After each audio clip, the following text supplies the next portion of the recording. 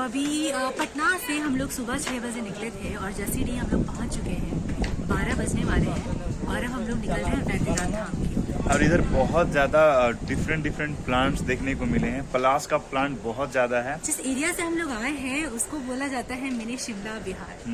कौन सा क्या नाम था उसका? सिमुलताला। सिमुलताला। तो we would like to explore this places by scooty. अगर हमें स्कूटी मिल जाती है तो बहुत ही सुंदर प्लेस है। स्टेशन परिसर के अंदर में एक बहुत बड़ा लेक है जो कि नेचुरल लेक है।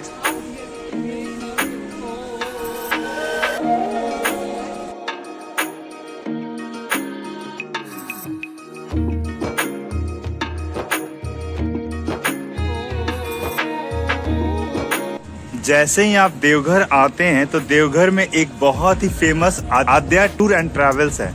यहाँ पर आपको हर तरह की बाइक्स और भी जो भी गाड़ी है, आपका नंबर रहा टूर एंड ट्रैवल्स का, इस पे आप कॉल कर सकते हैं और यहाँ पे बाइक्स या कार या कुछ भी जो भी व्हीकल आपको नीड हो वो बुक कर सकते हैं। Good evening from Deoghar. शाम का समय है और हम लोग निकल चले हैं भोलेनाथ के दर्शन के लिए। तो देखते हैं कि मंदिर में कितनी भीड़ होती है, वहाँ का इस समय वाइब्रेंसी कैसा है। लेट्स गो विद अस।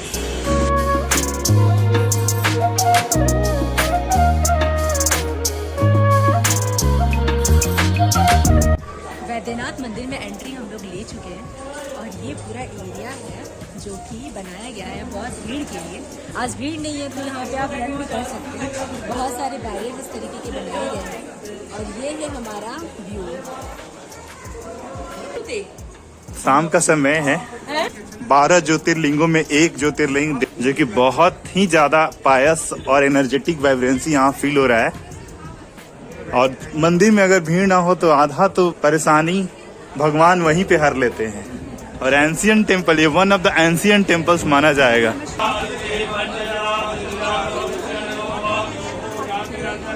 मंदिर के दीवार पे किसी और लिपि में सुंदर तरीके से स्क्रिप्ट लिखा गया है जो ये बताता है कि ये कितना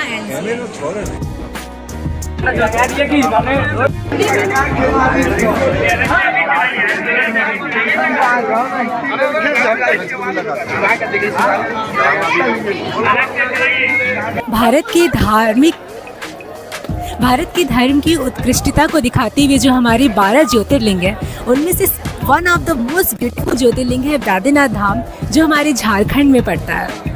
अभी हम लोग यहाँ पे, आज होलिका दहन का दिन है, होली के एक दिन पहले का शाम है और सब लोग अबीर लेके यहाँ पे भगवान शिव को चढ़ाने के लिए आए हैं। हमारे सामने जो आप मंदिर देख रहे हैं ये भगवान शिव का मंदिर है और उसके सामने जो धागा से बंधा हुआ है ये माँ पार्वती का मंदिर है जिसे शक्ति पीठ भी कहते हैं। दोनों मंदिरों का दर्शन हम लोगों ने बहुत शांति से किया। यहाँ पे ज़्यादातर लोकल लोग हैं और कुछ बंगाली पीपल हैं। आई थिंक बंगाली भी यहाँ पे लोकल ही हैं। और ये मंदिर one of the ancient temples में से है हमारे पूरे इंडिया का, क्योंकि ऐसा मान्यता है कि आदि वैदिक पीरियड के पहले जो यहाँ पे आदिवासी समुदाय रहा करती थी, जो कि प्रकृति पूजन करती थी, वो यहाँ के शिवलिंग को पूजती थी इस एरिया पे। स्पेशली एक ट्राइब का नाम आता है जिसको हम कहते हैं मल पहाड़ी ट्राइब। तो इस तरीके से फिर ये बहुत पुराणों में भी इसकी व्याख्या मिलती है हम लोगों को। इससे पता चलता है कि ये टेम्पल कितना ज़्यादा एंशिएंट हो सकता है। और आप देख रहे हैं कि लोग यहाँ पे रंग खेले जा रहे हैं पूरा। इस मंदिर से जुड़ी बहुत सुंदर कहानी ये भी है जो कि जन जन में यहाँ पे जनश्रुति है, प्रचलित है कि जैसा हम सब जानते हैं रावण बहुत बड़ा भक्त हुआ करता था भगवान भोलेनाथ का। तो वो भोलेनाथ के शिवलिंग को भगवान से मांग की कि आप मेरे साथ चलिए, लेके जा रहा था लंका। लेकिन विष्णु भगवान को ये नहीं सो रहा था कि लंका जाए शिव, तो वो छल से यहाँ पे शिव की प्रतिमा को स्थापित, शिव का जो शिवलिंग है यहाँ पे स्थापित करवा दिया और तब से यहाँ पे बन गया हमारा वैद्यनाथ धाम। इसके साथ एक और भी स्टोरी प्रचलित है, लोगों की मान्यता है कि वैद्यनाथ धाम के जो शिव हैं उनके पास स्पेशल हीलिंग पावर है। सावन के महीने में तो इसका हर शिवलिंग की महत्ता बहुत ज़्यादा बढ़ जाती है, लेकिन यहाँ पे तो पूरे इंडिया से, मैं मतलब बचपन से हम लोग ये देखते आ रहे हैं कि अगर आप उस रूट में पढ़ते हैं तो बहुत सारे लोग पैदल यात्री, बहुत सारे लोग लेट के, मतलब श्रद्धा और आस्था का यहाँ पे कोई अंत नहीं है। और आज के दिन पे भी इतना सुंदर लग रहा है, लोग सेलिब्रेट कर रहे हैं होली का पर्व भगवान शिव के साथ, माँ पार्वती के साथ। It is a huge and beautiful vibrancy, so beautiful. ये जो दृश्य आपको दिख रहा है ये बचपन से हम लोग फोटोज में देखा करते थे, जो लोग देवघर का फोटो लेकर आते थे, अपने घर में लगाते थे, पूजा करते थे शिवलिंग का, और देखकर यही ये अपने आप में अनोखा है। इस तरीके से किसी भी शिवलिंग ज्योतिर्लिंग में नहीं है कि माँ पार्वती और शिव के मंदिर को इतने सुंदर से धागा से प्रकृति और पुरुष दोनों को जोड़ा गया हो। दोनों एक दूसरे के बिना अधूरे हैं और एक दूसरे के साथ ये कितने सुंदर और खूबसूरत लगते हैं। तो यहाँ आने का हमेशा से मन होता था, और ऐसा बोला जाता है कि उसमें से एक धागा अगर आपके ऊपर गिर गया तो आप बहुत ही ज़्यादा भाग्यशाली हैं। तो हवा तो चल रहा है और हम लोग खड़े दूर हैं तो देखते हैं कि ये बरसात प्रेम का शिव और पार्वती का हमारे ऊपर होता है या नहीं। वैसे तो हम लोगों ने अबीर खूब खेला है। मंदिर में जाने का एक सुखद अनुभव हुआ है। आज होली का एक शाम है, होलिका दहन है, तो अंदर में शिव को रंग अबीर से खिलाया जा रहा है। उनको हर पर्व पसंद है, और जब श्री कृष्ण अपने गोकुल में होली खेलते थे तो उस समय शिवाजी, हमारे जो शिव हैं, वो बड़ा दुखी हो जाते थे कि ऐसा होली हमें नहीं खेलने को मिलता है, और पार्वती से कहते हैं कि हमको भी ये लाल रंग चाहिए, और बड़ा जिद करते थे होली पे। क्या जब शिव को हम लोग रंग लगाते, कृष्ण को रंग लगाने में आपको कोई आपत्ति नहीं होती है। अब शिव को रंग लगाते हैं तो आपको गूज़बम्स फील होता है कि जो मृत्यु को प्रदर्शित कर रहा है, जो कंकालों के बीच में रहता है, और मतलब जो साक्षात मृत्यु ही है एक तरीके से देखा जाए, क्योंकि वो विनाशकारी देवता है और विनाश के बिना सृजन नहीं है। उसके साथ रंग खेलना बहुत हिम्मत की बात होती है भाई। मतलब मैं यही सोच रही थी कि क्योंकि अगर आपको वो रियलिटी पता है और आप जीवन के रंगों में हो तो कोई मतलब तब तो ये बहुत उत्कृष्ट रंग निकल कर आता है। यहाँ पे बहुत डीप है।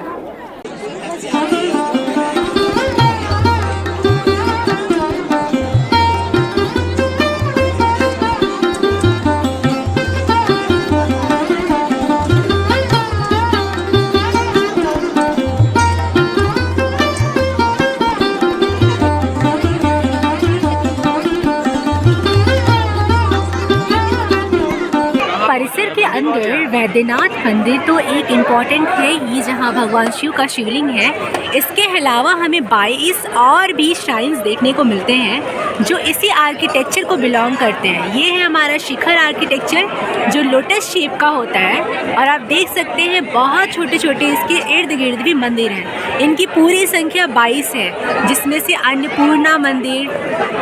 यहाँ पर लाइन लगा हुआ है, और लाइन में बहुत ही सुंदर प्रसाद वितरण हो रहा है। शाम का समय है, खप्पड़ पूजा हुआ है, और उसका प्रसाद एकदम बहुत ही सुंदर हलवा पूड़ी।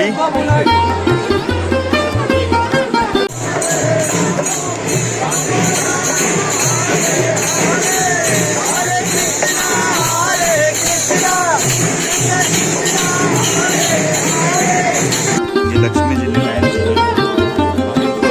लाइन खिला के होली के दिन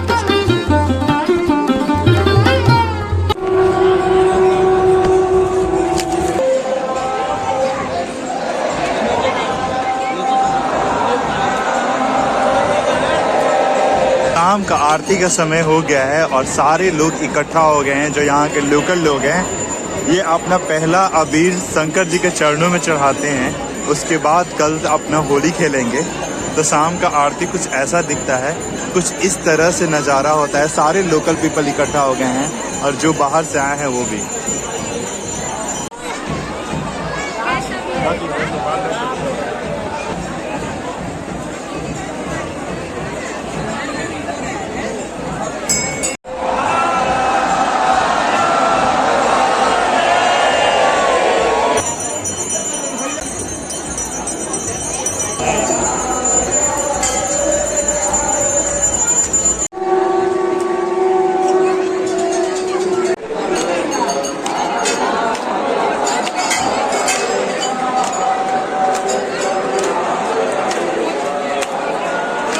मंदिर में जब आरती हुआ है उसके पहले ही शिव का श्रृंगार हो चुका था।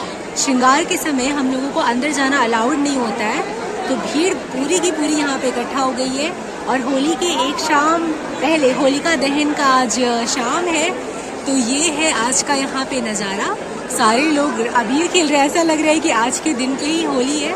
और अब क्या श्रृंगार हो गया होगा शिव जी का, तो अब मंदिर के पट फिर से खुलेंगे और कुछ लोग दर्शन के लिए फिर जाएंगे।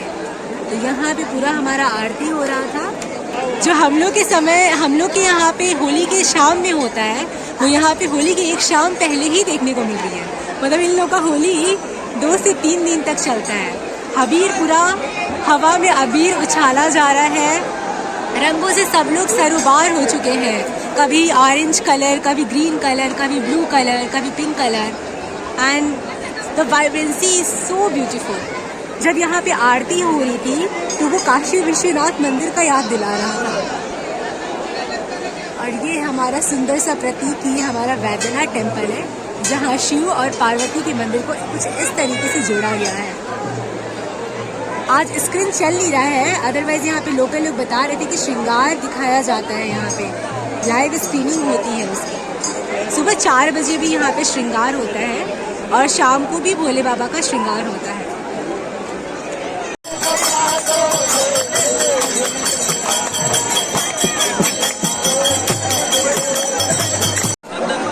अभी यहाँ पे होली का गीत गाया जा रहा था, जो बहुत ही कल्चरल, बहुत सुकून देने वाला म्यूजिक था।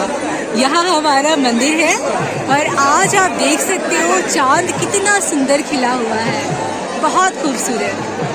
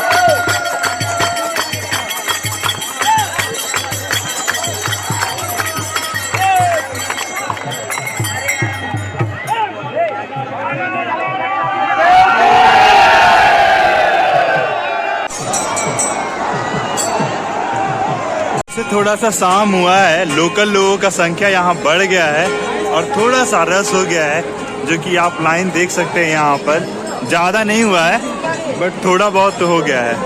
मंदिर से आने के बाद अभी मेन रोड पे पहुंचने से पहले ही आपको बहुत सारे रेस्टोरेंट्स मिल जाते हैं। तो यहाँ पे एक रेस्टोरेंट है गली में, जहाँ पे हम लोगों ने एकदम शुद्ध खाना खाया, करेले की सब्जी और रोटी, and now we are returning to our hotel.